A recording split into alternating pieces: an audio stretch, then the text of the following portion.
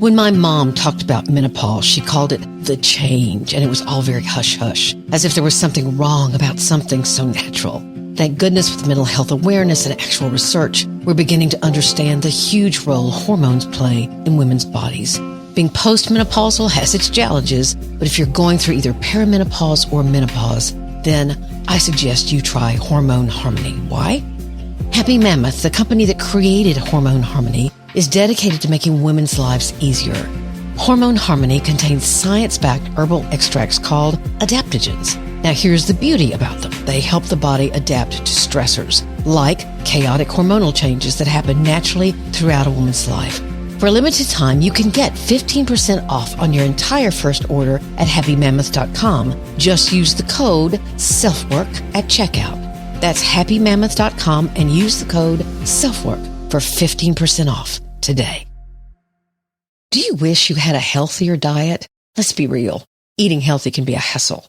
There's shopping and meal prep, and especially if you're trying to manage depression or anxiety, what if there was an easier way? And a way for you to be assured you're taking care of your family.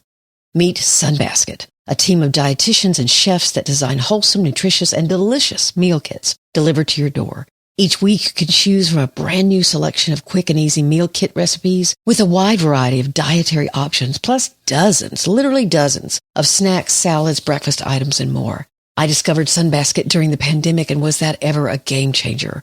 Their meal kits are quick and easy, even if you're not a pro in the kitchen. Thanks to Sunbasket's commitment to clean ingredients and organic fresh produce, there's no easier way to eat your very best. So go to sunbasket.com/selfwork today to save $120 across your first 4 deliveries. That's sunbasket.com/selfwork to save $120 across your first 4 deliveries, plus free shipping on your first order.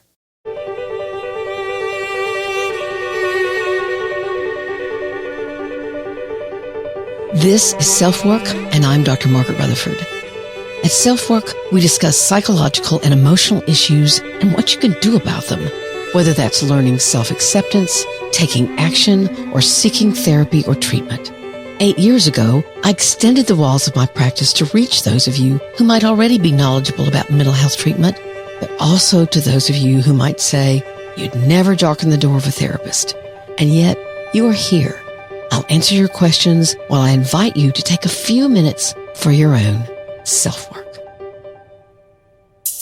The other thing you miss out on if you blame are healthy relationships. You're not going to have healthy relationships. You'll scare off fairly healthy people because they know that you'll soon blame them, just like you're blaming your ex-spouse or your ex-boss, your ex-friend, or your ex-anything. Welcome to this week's edition of SelfWork. Do you know anyone who seems to have a chip on their shoulder? And what exactly does that mean? This idea seems to be of American origin and derives from a custom once common to bars. A man who felt like a fight put a wood chip on his shoulder and defied anyone to knock it off. The challenge was rarely refused. I also found it described as a boys' game, so who knows, maybe the boys learned it from the men. But what does it mean now? It means you feel as if you've been treated unfairly, not given a fair shake. You didn't get the chance that you deserve. And it's also tied in with the idea of whatever happened or didn't happen being the cause of why your life is going as badly as it may be going. You got a chip on your shoulder. Sadly, what this leads to is you viewing life as if you're a victim and justifying being angry because of it. After all, didn't the whole chip game grow from someone looking for a fight? And adopting a victim identity means you get to blame and blame a lot. That's what we're going to talk about today on SelfWork. Blame. Our listener email for today is from someone who listened to the recent podcast on grieving a parent and wants to tell me how it affected her, so much so that she's acting on the ideas within the episode. I'll share more in detail later. I love it, however, when listeners try out the what you can do about it suggestions that we talk about all the time here at SelfWork. First, let's hear from BetterHelp. The most common problem I hear from those seeking therapy is how hard it is to find a therapist, how long it takes, how vulnerable you feel asking around for names. BetterHelp solves those problems. After you make the first contact, their standard is to offer names of therapists to you in less than 2 days, and you can talk to them in a first session to see if it's a good fit. If so, you're on your way. But if not, rather than going through something awkward, you simply let BetterHelp know, and they'll ask what it was you didn't like and find someone else for you. You can text, chat, or talk virtually. All of those avenues are open to you. I'm a therapist because I got good therapy. I'd had no idea how much I could benefit from it, but I knew I wasn't seeing myself or my world clearly. Here's BetterHelp's offer for SelfWork listeners. 10% off your first month of sessions if you use this link, betterhelp.com/selfwork. They say the best time to plant a tree is 30 years ago, but the next best is today. It's never too late to reach out and get help. betterhelp.com/selfwork.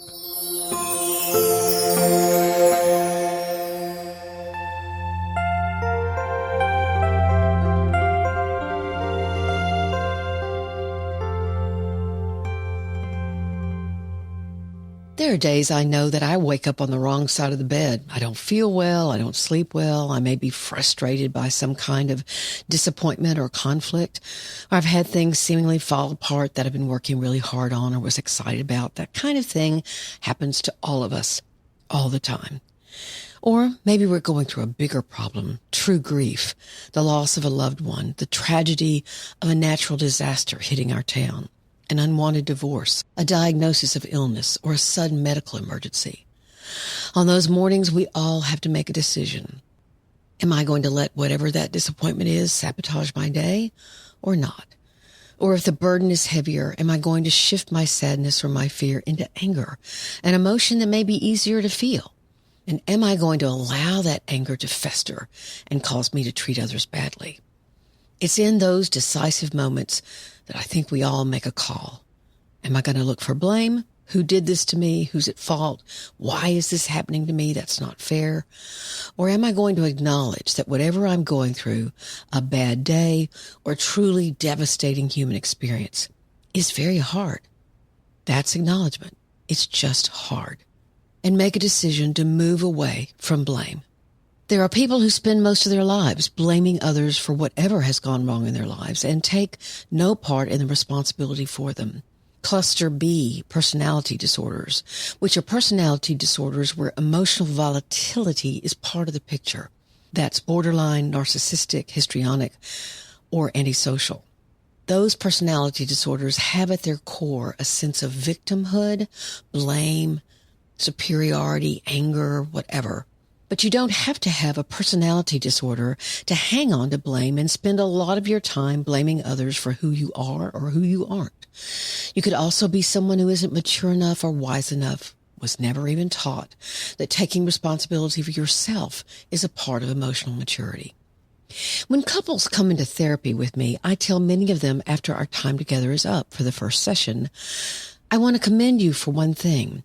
As much pain as I've heard in this room today, I've also got 2 people in the room who are taking responsibility for their part of what's wrong. And that is huge. I think it's more than half of the work. Taking responsibility, acknowledging your own role in both the success of your partnership and the problems within it. They usually smile, happy to hear something good about themselves. And I'm not kidding. It is half the work. There are certainly other couples who are looking for me to judge which one of them is right, which one wrong, and somehow prove to the one who's wrong how irrational or lazy or controlling they are. I may see one or more of those exact things, but can also see the other side of the dynamic. Now, that doesn't mean the problems are always split 50-50 between 2 people. Sometimes one partner is less rational or doesn't take responsibility or is even being abusive. But what happens when someone can't see their role in a problem or won't? Let's think about that for a minute. The person who won't take responsibility grabs a lot of power. The person who blames or sees themselves as somehow better than, healthier than, blame less, grabs power because they thus refuse to be a part of making things better. Others need to change. Others have issues. This can happen at work or at home, with neighbors or with any group, a team, a club, whatever. The one refusing to look at themselves and their role assumes no guilt, no responsibility, and can literally stop conversations cold. refusing to cooperate, or blow up in anger or rage, that it's even being suggested that they are part of the problem. Now, if you're listening to this and wondering whether you do this, you probably don't, because you wouldn't be wondering at all if you were like this. You might even tell yourself that this episode has nothing to do with you. So again, if you're wondering whether you do this, you likely don't. As I was doing my research for this episode, I found an article out of a clinic in London, Harley Therapy. So if anybody from Harley Therapy is listening, I'm featuring you today. It's about why we put the blame on others, and I thought the author made some great points, as well as organizing the article in 3 parts: how blame protects, how the habit of blaming reduces you, and this is my key phrase, what you can do about it. I'll go over their list and offer my thoughts as well. The link to the article is in the show notes if you'd like to read the original. So let's take a moment to talk about how blame might seem to protect you. First, blaming others is easy. When you let yourself off the hook, you don't have to do the much harder internal work of figuring out and taking responsibility for how you may have hurt someone else, how you may have been disappointing, whatever it is. I'll give you an example. I had a surgery several years ago, rotator cuff surgery to be exact. I faithfully did all my exercises every day, never missed a physical therapy appointment, but I also never got full use of my shoulder back, and there's still to this day a lot of pain. The doctor blamed me when I tried to talk to him about it. It was far easier for him to do that than to look more carefully at himself. I'm sure many of you have had similar experiences. It's refreshing to find someone who'll say, I don't know how that happened. It might have been something on my end, but we're going to find out, or something to that effect. I've been mad about all this, actually, but I also temper it with, he was my choice. I should have asked others who knew more. That's my responsibility. So I hope you can hear how it might feel good sometimes to get mad, but I also don't like carrying around anger. So I acknowledge I don't protect myself, or I haven't been protecting myself. Here's number 2. Blame means you don't have to be accountable nor vulnerable. Now, I don't know if the doc I mentioned a couple of minutes ago thought I was going to sue, which never occurred to me, by the way. And I can see how that's scary for anyone in the medical profession. But he refused accountability. Now, it's hard to do that. You can fear the results of being accountable. But so much of the time when you are, you'll actually get understanding back.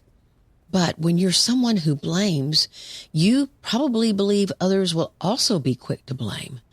And when I thought about that, I thought, gosh, that can become its own prison. That thought actually gave me a lot more empathy for people who do blame, because they probably fear everyone else does the same thing. And so they're being what they think is protective. The author's 3rd point was, blaming others feeds your need for control. You think, I'm superior. Now, here's that narcissism that we mentioned a while ago. Certainly a huge component of narcissism is needing to be in control of relationships, being very grandiose at times, feeling like you're doing other people a favor by being involved with them, needing a constant rotation of people admiring you. And when you fear someone else might be actually leaving your aura, you can get quite flattering and come in with a lot of what's called love bombing. But that blaming others feeds your need for control. Because often a narcissist will actually attract someone who takes a lot of responsibility and who will accept blame far too easily. This 4th point was very interesting. Blame unloads backed up feelings, especially anger and a need for control. So where does that come from? This was an interesting point for sure. The author's point, I think, is that when you've got pent up or unexpressed anger, when you feel out of control, that blaming someone or something gives you a reason or an excuse to just lose it on someone else, to blame and to even shame someone else, and you're unloading these backed up feelings. I liked that point. It made sense to me. I would not have thought of that.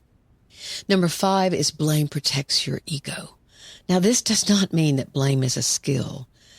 It's a skill to claim your mistakes, and that takes both strength and integrity. No, what the author means there is that blame is protective of your ego.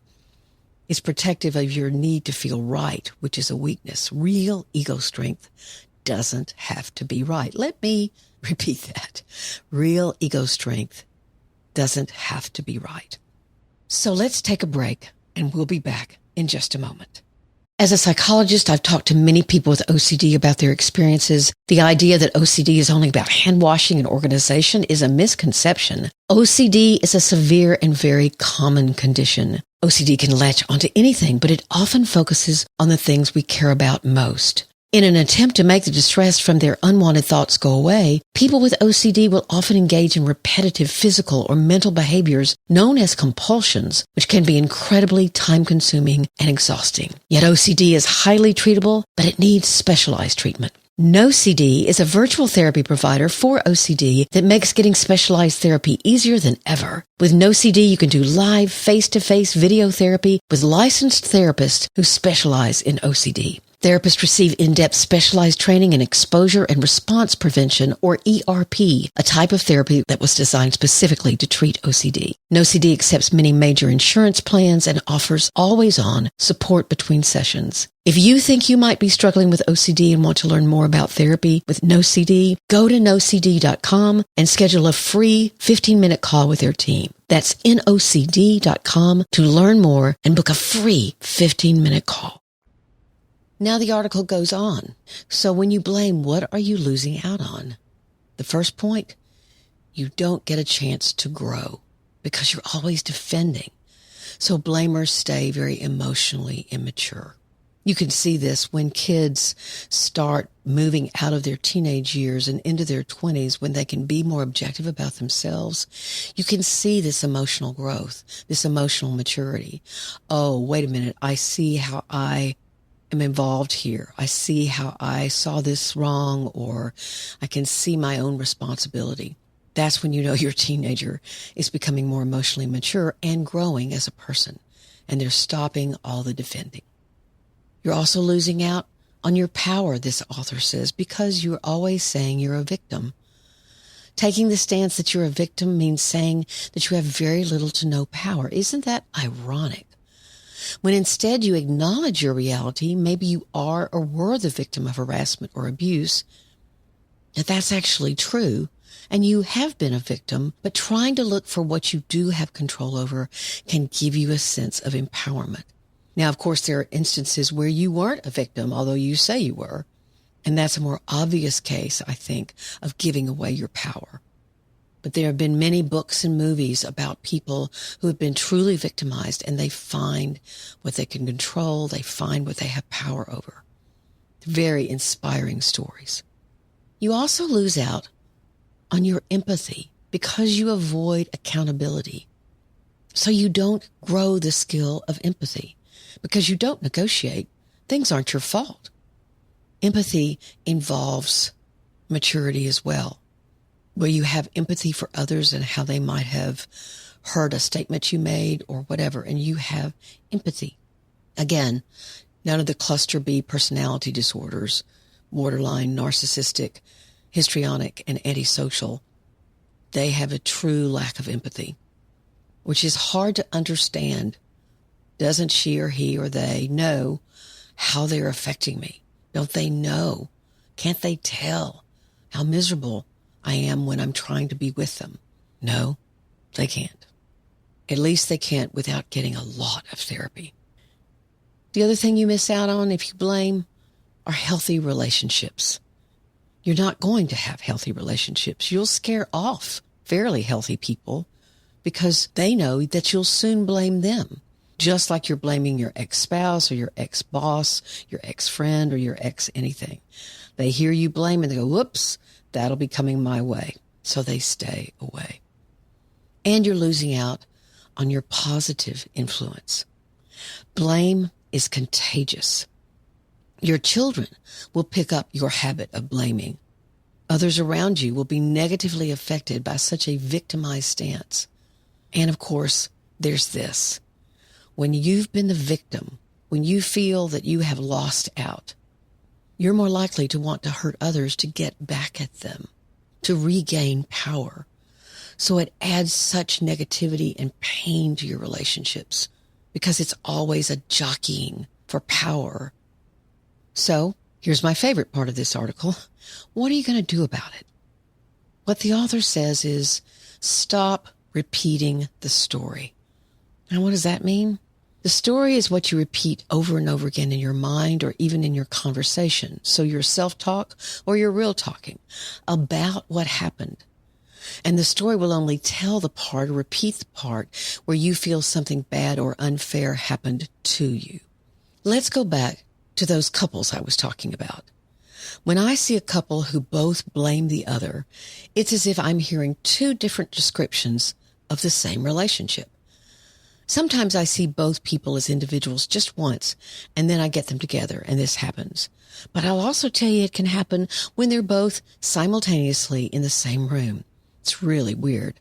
There'll be constant disagreement about what happened, what was said, when it happened, when it was said, how it happened, how it was said. There's no agreement. Now, with a couple who does take responsibility for themselves, I hear basically the same story, two perspectives maybe, but each of their perspectives is at least respected or tolerated. And actually, I'll tell both kinds of couples about what I see. Either you both are describing your problems similarly, and that's good, or it's as if I'm hearing a totally different story from both of you. And blame is often the huge problem there. So repeating your story over and over again only solidifies it in your mind. What would someone else's story be? Write it down. Tell yourself. Ask other people. Hey, you and I went to that same party. I felt like everybody left me out. What was your sense? Ask somebody else what their perspective was. Don't just repeat your own perspective over and over and over. Number 2 is work on your own self-worth. Your ego has to be secure to accept your share of responsibility. This is a great suggestion, but just how do you, quote unquote, work on your self-worth? Here's a couple of ideas. First, ask those you trust to tell you one thing that they admire about you, what they appreciate about you. If you can't give a sense of worth to yourself, begin by building a picture of yourself as others see you. Maybe they think you're funny. Maybe they think you're smart. Maybe they think that you've really lived through a very hard time. I don't know, but you have to ask. Number 2, begin doing something that helps other people. I cannot say this strongly enough. Get out of your own victim mentality and go help someone else whose life is far worse than yours. It offers you perspective, and you need perspective. And it will build your inner sense of worth. I made today about somebody else other than me. And here's number 3. Work on lightening up a little bit, laughing more, not taking yourself so seriously. If you look for reasons that you should blame, if you look for reasons to stay angry, you'll find them. So look instead for reasons not to blame. Ask yourself, what am I not wanting to admit to myself that I'm doing wrong? Or something that I could do better? And where did I learn to do this blaming? Where did I learn to do this? And if it was my parent, how did it feel for them to blame me? Probably not very good. So you want to acknowledge again that there was someone in your life, very likely, that demonstrated blame or superiority to you. And now I added this one, okay? Learn to acknowledge. Practice it. What is acknowledgement in the first place?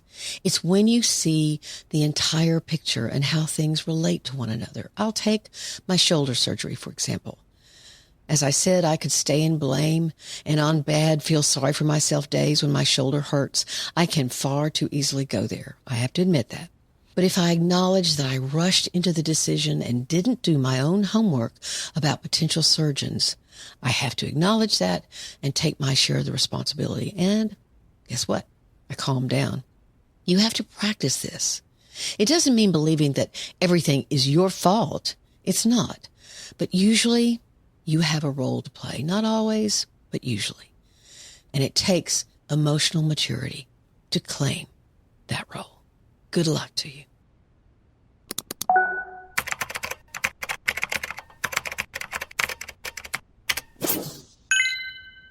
Here's the listener email for this week. I just listened to your podcast about grieving a parent's death. Lots of things were going through my mind while listening. My mother lost her mother when she was 16 years old due to complications from a car accident. There were 11 kids in the family, and she was one of the middle children. So I thought a lot about what my mom must have gone through.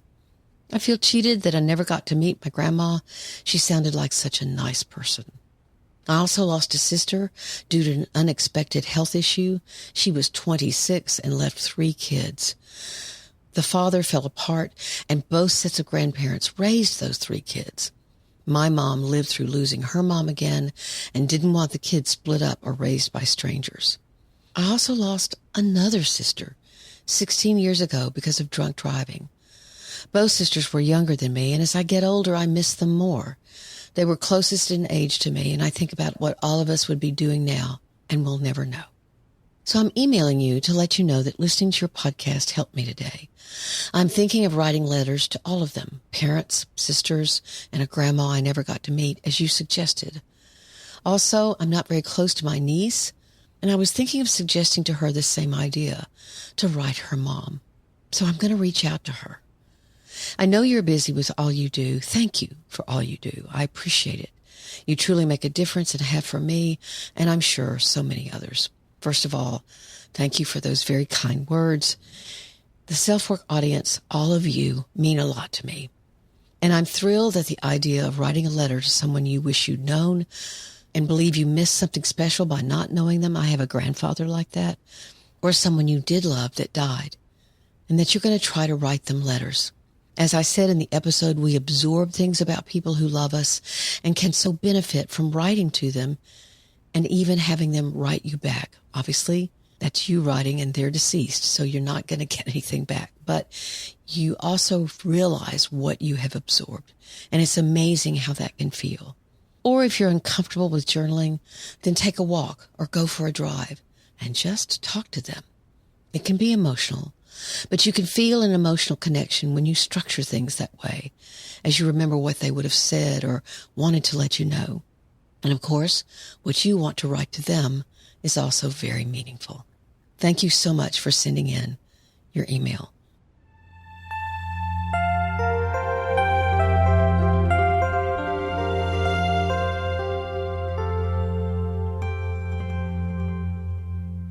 I want to close today by talking about an email I got from a listener about last week's episode about ketamine. She'd been confused and alarmed that from her first listening to it, she thought we were recommending that people use drugs without caution. What I hope you got from the episode on ketamine was that actually using those drugs without intervention or without being in a clinical setting can be dangerous. We got straight with one another, which was really good, because I wanted to know, what did I say that inferred that? I was confused. But she said she listened again and realized that some of her own fear about drug use, which comes from her personal experience, was at play as she listened. So I hope that episode was meaningful for all of you. Please send me in ideas for topics. I often get my topics from what my own patients are talking to me about or what I read on the internet or see in social media, but I'd love to hear from you. After all, you're the ones listening. You can do that by email at askdrmargaret@drmargaretrutherford.com or on the SpeakPipe function, which is a voicemail. You can also subscribe to drmargaretrutherford.com right on my website. That will give you a free ebook, which I think is a pretty cool little new ebook that's available now, talking about how you can understand your own defensive mechanisms like blaming. And then, of course, you get a weekly newsletter with my podcast for the week, my blog post for the week, and just bits and pieces about news that I think you might be interested in. That, again, is drmargaretrutherford.com. And join my Facebook group. It's facebook.com/groups/selfwork. You can ask me a question, but can also benefit from the support and wisdom from the nearly 4,000 strong group from all over the world. We'd welcome you. Thank you again, as always, for being here. Please keep the victims of the hurricanes in the southeastern part of the United States, the fires in the northwestern part of the United States, in your thoughts and prayers, and give what you can to helping organizations. Please take care of yourself, your loved ones, and your community. I'm Dr. Margaret, and this has been SelfWork.